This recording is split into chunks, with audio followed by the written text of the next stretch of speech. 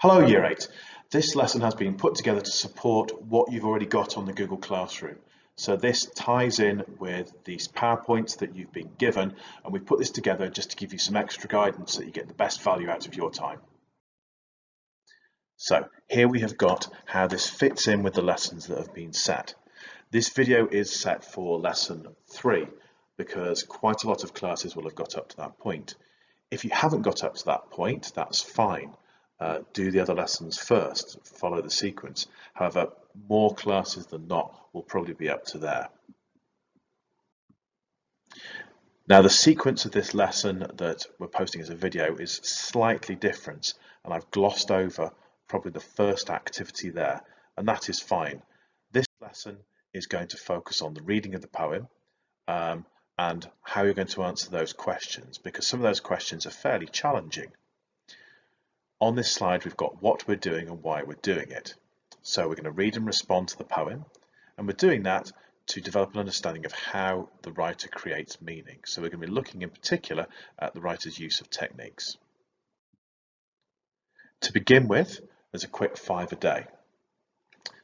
I would like you at this point to pause the video and to answer those questions.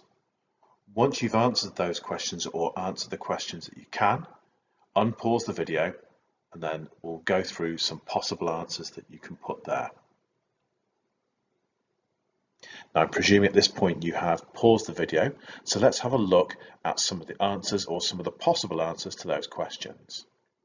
Question number 1 was, what was the rhyming pattern, the rhyming scheme, to the first 5 lines of A Case of Murder? So let's have a look. As you can see, the pattern is A, B, C, B, B. So that has been labelled on those first few lines there. Now that rhyming pattern, that way of labelling it, is something you might have come across before, and it's a really useful and convenient way of discussing the patterns that a poet creates in their rhymes. Later in the lesson, we may well ask you to look at doing the same with a different poem, and then going a little bit further and trying to comment on why the poet has done that, or in some cases why the poet chooses not to do that. Question 2 asked about sibilance. Sibilance is the repetition of the S sound, or sounds close to it. Enjambment is the running over of sentence or phrase from one line to the next without punctuation. So that's something to be aware of when you're reading, where you read from punctuation mark to punctuation mark to maintain the correct meaning. Question 4 and 5, there'll be some different answers there. So that will be something to put down, and when your teacher checks your work, they'll be having a look at what you've written there, because there's a lot of things you could write for that, because that's a personal response. Now on to the main part of the lesson. The poem you're going to be looking at today is from Philip Hobsbawm, and there's a quick biographical breakdown of him there. Probably the most interesting and important thing there is the comment on his beliefs, his belief in the importance of rational discussion, that means logical discussion, and of the civic role of poetry. So the civic role means the role of the poet in society, what the poet's job is. And that becomes quite interesting when we look at this poem. Now this is the point where we would like you to pause and to read through the poem. You also have this on your slide or slides on Google Classroom, and then there are 2 quick questions to answer. So if you're doing this on video now, I would pause the video and answer the 2 questions before we move on. Now, you can have a range of answers here, but the poem itself is clearly about somebody of your sort of age, somebody who goes to school, who's not enjoying their school experience, somebody who's having a really bad time, who's being bullied, and who feels that they are losing out on their education. It's described as a childhood lost with no return. Question 2, do you empathise with the narrator? The answer is probably going to be yes. That word empathy, remember, means you can feel some of what they're feeling. So it's having an emotional engagement with what's going on, and it would be difficult not to empathise with somebody in this situation.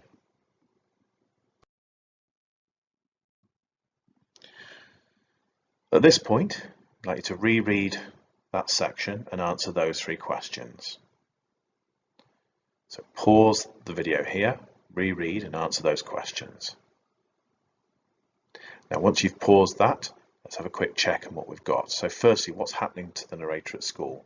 I think a lot of this is to do with their feelings about school. Clearly this person is hating school. He or she repeats hating this place, hating them, feeling like a fool. They feel like an outsider. Sibilance, we've talked about in the 5 a day. There are examples here. I stumbled up the street still swallowing my tears. Now, why has the poet used that? Well, sibilance often creates a link, a sense of flow within a line. And quite possibly that gets across this idea of the person stumbling up the street, losing control because of the fact that they're emotional and they're perhaps overwhelmed. The next section, we have 2 further questions. So pause the video here and answer those questions. Okay, let's have a look at some answers. First one is, how are they reacting to the bullies? Well, it seems here that this person is shunning them. It said, I looked back with disgust, shouted swear words and walked away. Now, it's not clear here who's shouting the swear words, but it seems to be the case that it is the bullies. There are lots of examples of enjambment here. Why do you think the poet is using this? Well, enjambment often shows, or in this case I think shows us, almost a loss of control. It's like the emotion is overrunning.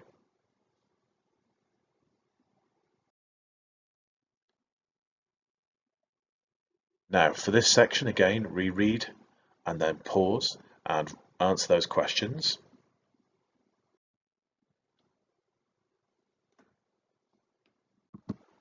Now for question 1, the narrator appears to have given up. There's hints that perhaps this person begins avoiding school. In that they talk about it's the place's fault, there's no other choice, that there was nothing there. Why do you think the poet chooses to end with these simple sentences? Perhaps that's a case of the poet wanting to draw a line under this, to bring to a conclusion and to make it really clear this person's attitude. We have the repetition of nothing there for me, nothing I haven't had to learn, nothing I care to teach, a childhood lost with no return. It's lots of negatives. I think that really drives home the message about how this person feels. And finally, why is this poem only 1 stanza? It's an interesting question. Possibly we might speculate it's because the poem is about 1 topic, 1 place, 1 moment, and it's keeping all those things together. I think also there's a sense of things in this poem being quite emotional and jumbled and slightly disordered, and that the structure reflects that. This isn't a calm poem where you have things neatly divided up into sections. It's more like an outpouring of somebody's emotions and thoughts. Finally, there are 5 quick questions for you to answer. Make sure you put those into your book, ideally, or if you're doing this electronically, that you put it onto a document. And remember that when you're back in school, your teacher will want to see this work to check that it's been done and give you some feedback and check on any misunderstandings. So please make sure we're saving it and keeping it in a place where we can share it with our teachers.